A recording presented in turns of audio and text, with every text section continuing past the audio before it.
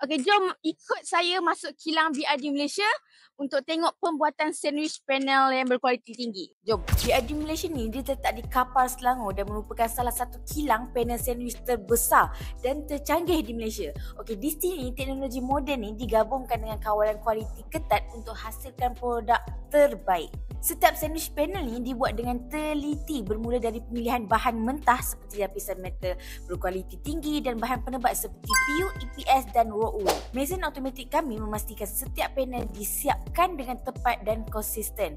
Pemeriksaan kualiti dilakukan di setiap peringkat untuk pastikan panel tahan api, tahan lama dan berprestasi tinggi.